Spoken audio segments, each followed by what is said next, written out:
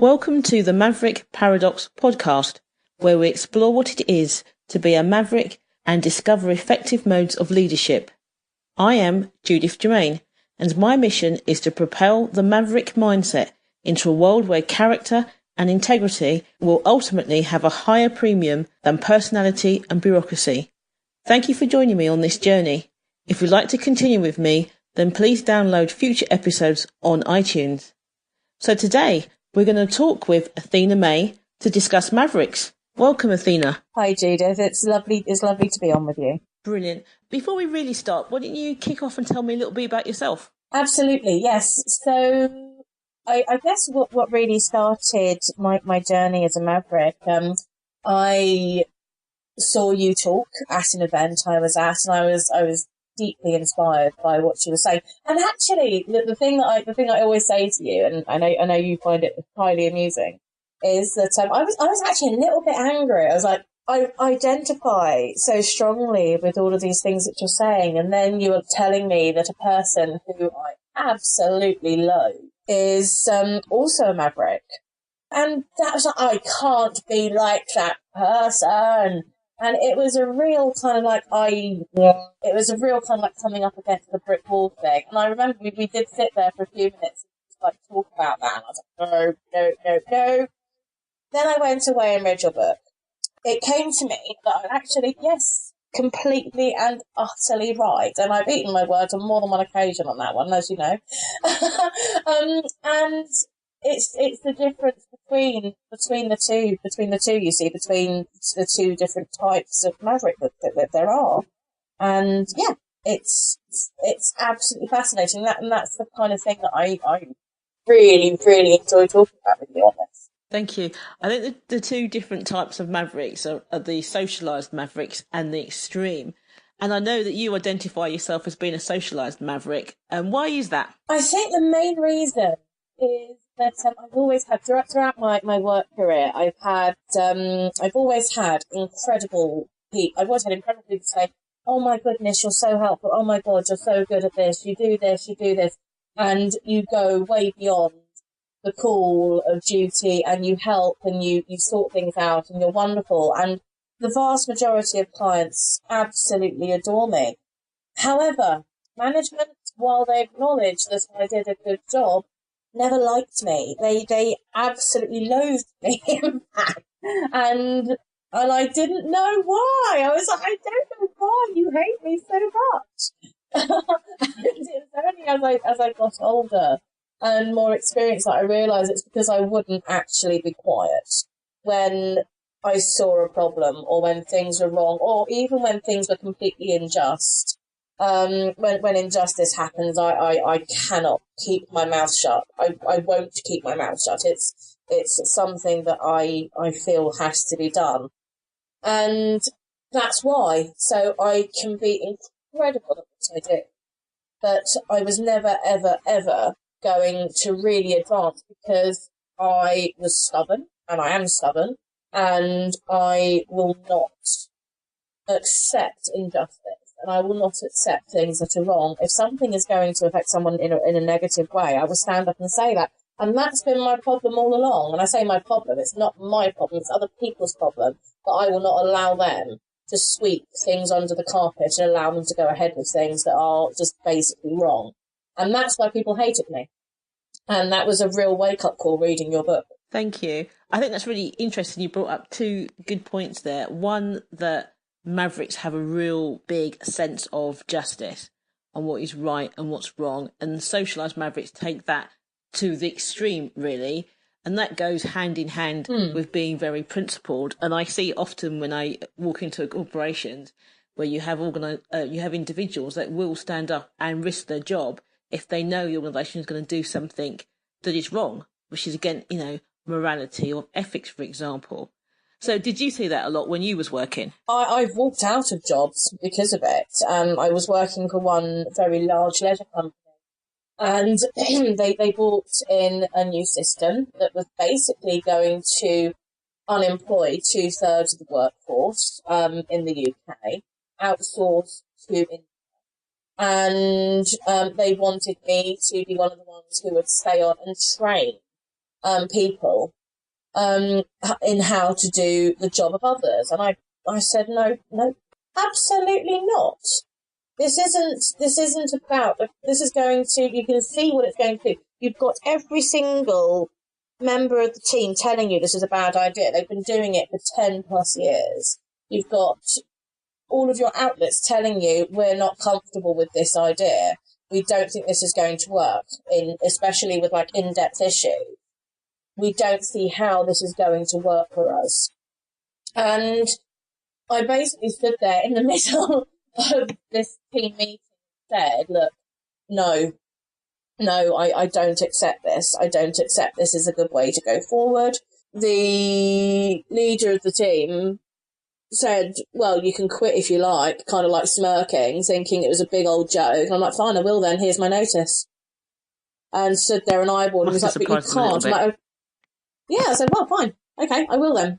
And he said, but you can't. I'm like, yes, I can, and I will. I will not stay in a company that is absolutely going to not just wreck people's lives, but potentially actually wreck the flow of how things work. I will not stand for that.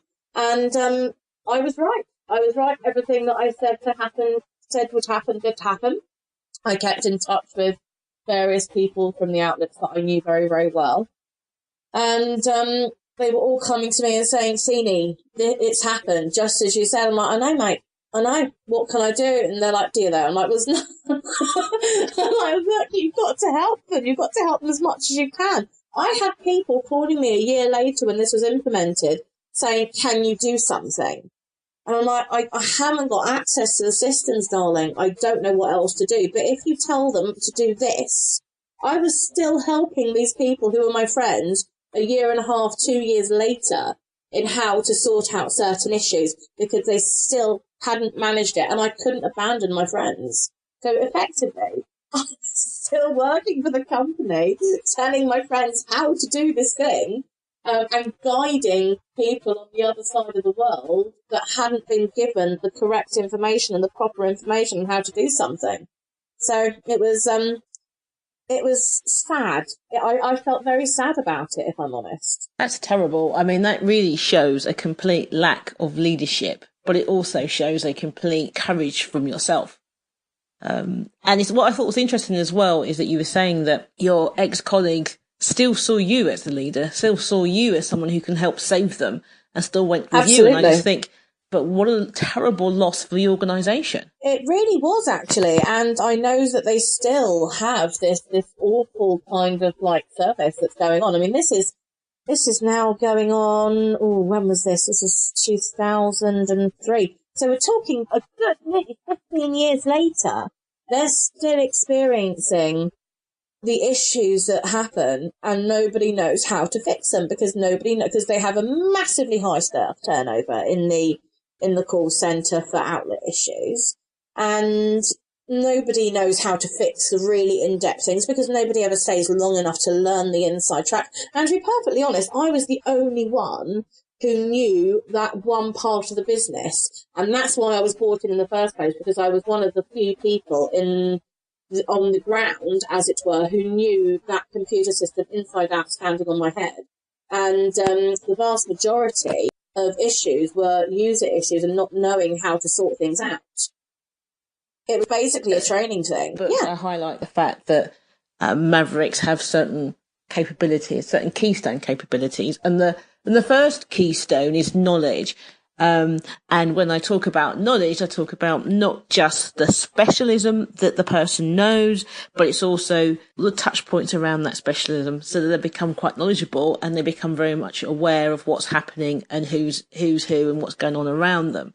And you're there demonstrating your high knowledge in that situation. Another thing that you mentioned, what I thought was quite interesting, and I talk about in the book, is that all organisations should really look to harness the power of the Maverick, because Mavericks are like canaries, and they are well aware of what could happen further down the line, and it makes sense to listen to them.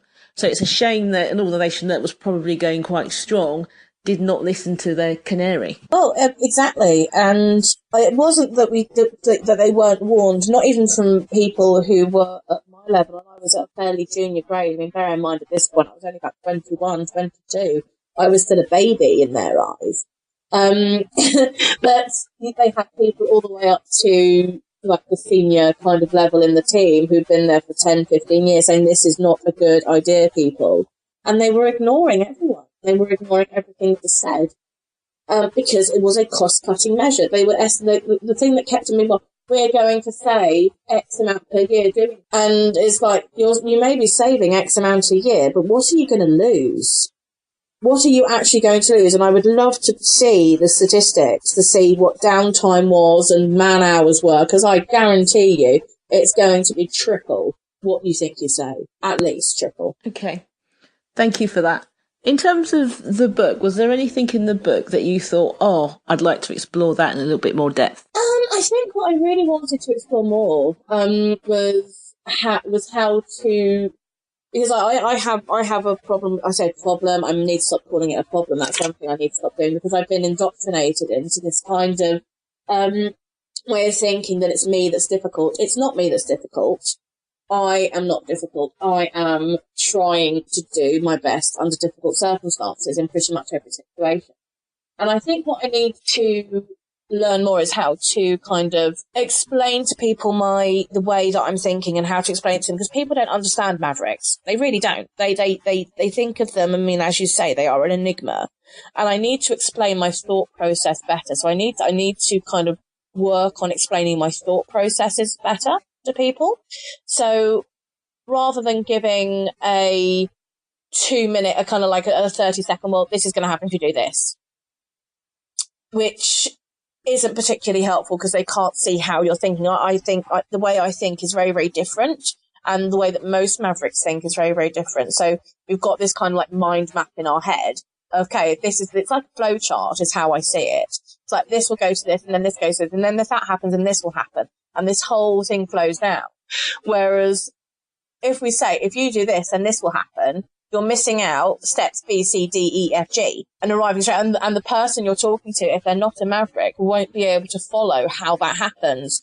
And so I need to work on explaining my thought process better, and actually not taking quite as high offence when people tell me that I'm wrong, because I know I'm not wrong.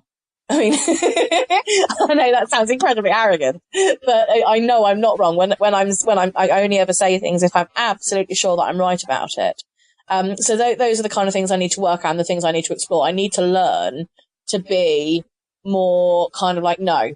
And in some ways, I need to learn to be a little bit more of the extreme rather than socialized in some ways, because I like to be like a fairly happy, bouncy puppy is how people describe me sometimes.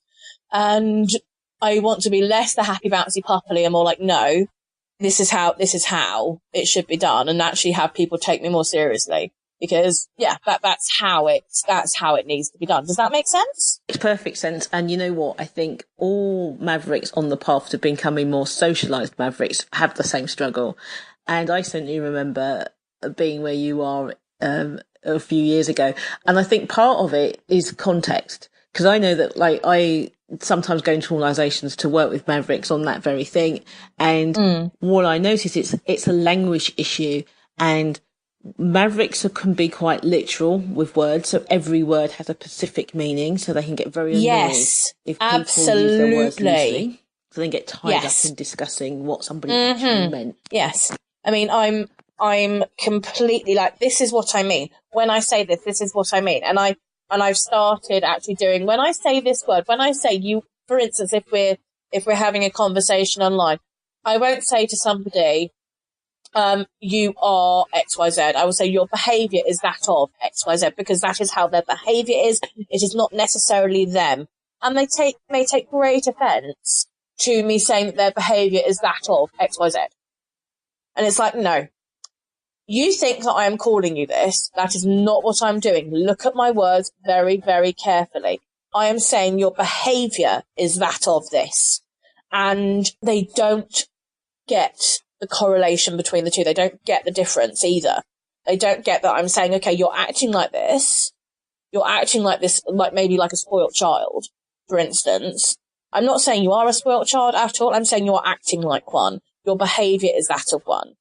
and they don't quite get the difference between the two. And I've had to learn, again, how to phrase things so that people understand what I mean better. I think context is king. And I think one thing that Mavericks need to remember is that when Mavericks hear a message, it's just data. So if someone's telling you, this is what I think about you, Athena, this is what I think about what's done, it's just, I know you take it as just information. There's no personal tie to it. It's just information.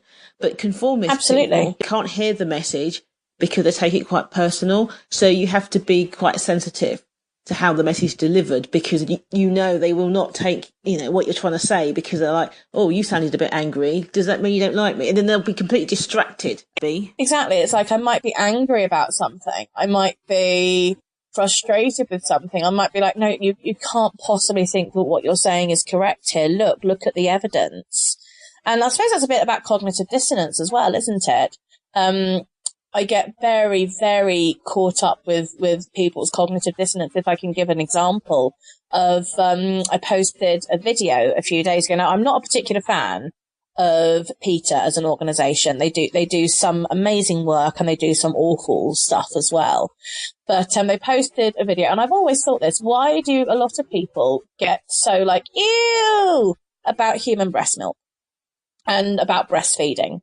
But they will quite happily sit there and drink another species milk without thinking a second thought. And then if you give them, this video from Peter was the promotion, if you will, of dog's milk. And they were giving these people dog's milk. Obviously, it wasn't really dog's milk. It was actually some kind of plant's milk.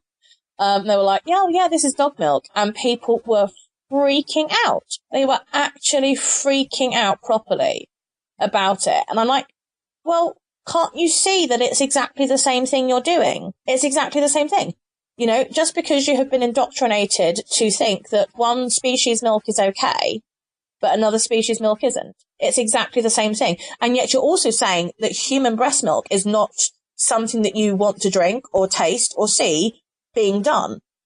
It's like that I genuinely do not get that kind of like lack, that dissonance in people's brains. It drives me insane. I don't get why people are so up against it with it. It's like, it's exactly the same thing.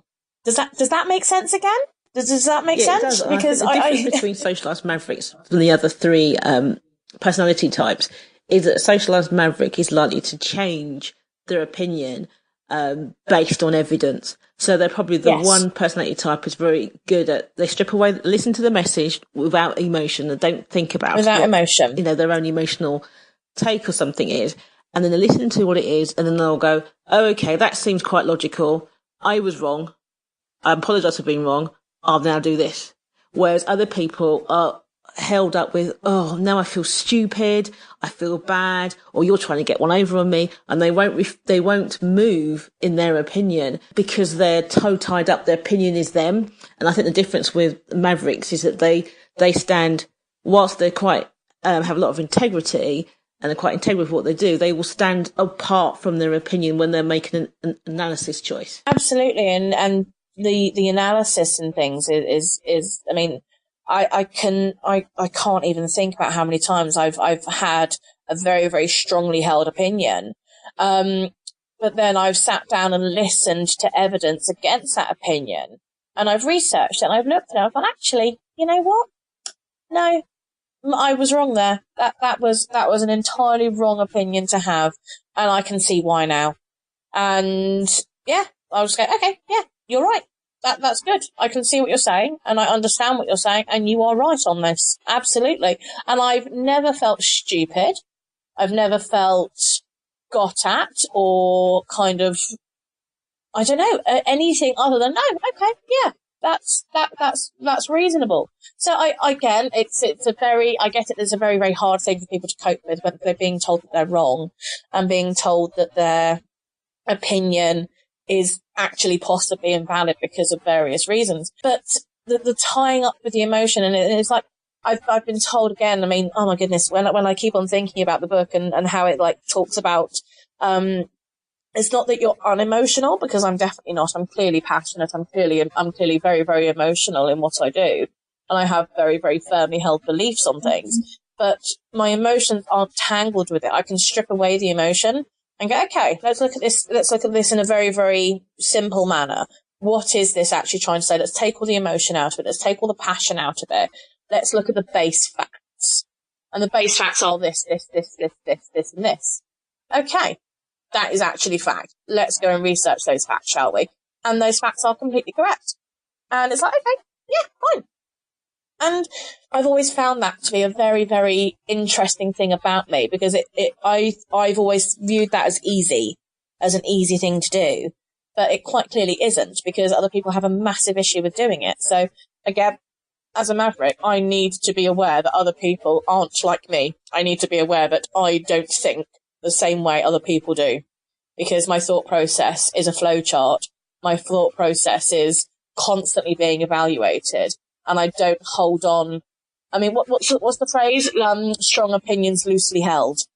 I think that describes Mavericks to a T, to be honest. Strong opinions loosely held. That's fantastic. I'm not going to ask you anything more. It's a great way to end. That was a lot of fun. Thank you very much for that, Athena. And it was wonderful talking with you. We'll have many times where we'll be talking again. Oh, I do hope so. Thank you. Goodbye.